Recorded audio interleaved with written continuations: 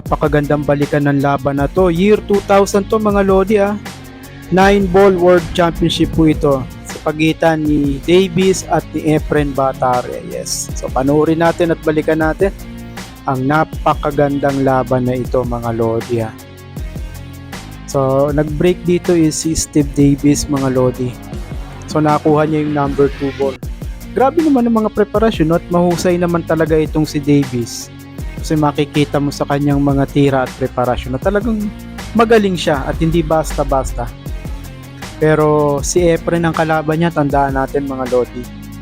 Ang isang Efren Bata Reyes ay iba sa lahat ng nakakalaban ng kahit na sinong magaling sa iba't ibang mga bansa. Dahil napakahusay talaga ng Efren Bata Reyes. Dito tumira na safety shot si Davis mga idol. So nadala niya doon sa bandang dulo yung bola at naitago niya yung cue ball. Tingnan niyo po itong ginawa ni Efren, no? Medyo tinatansya ni Efren yun.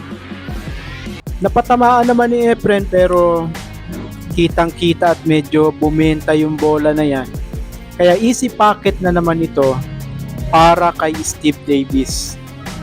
Maning-mani na naman yan mga idol. At kuhang-kuha yan ni Davis. Konting bagsak lang at pasunod ng cue ball. Ito na ngayon ang preparasyon. Grabe. Nakuha ni Davis yan. Pero, ang gagawin na naman dito ni Davis mga Lodi. Pinagmamasdan ni Efren talaga si Davis. Tingnan nyo. Safety shot na naman ang gagawin ni Davis. Yan o. Tumira na naman siya ng safety shot. At ganun na naman. Tago na naman. Pero tignan nyo ang gagawin ni Efren. Kahit na nagpalakpakan yung mga nanonood at tila sinasabi nilang maganda yung ginawa ni Davis, ang gagawin dito ni Efren isang kamangha-manghang tira na magmamarka sa buong mundo kung gaano kagaling si Efren Bata Reyes. Kita nyo yung sinukat ni Efren mga Lodi kung paano magiging takbo ng bola at ng cue ball. Grabe itong Z shot na to. Boom! Diretso sa corner pocket.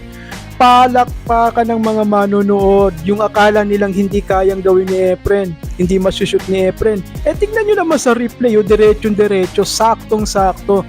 Iba talaga kapag si Efren ang sumukat mga idol. Talaga namang laglag yan. The best si Efren.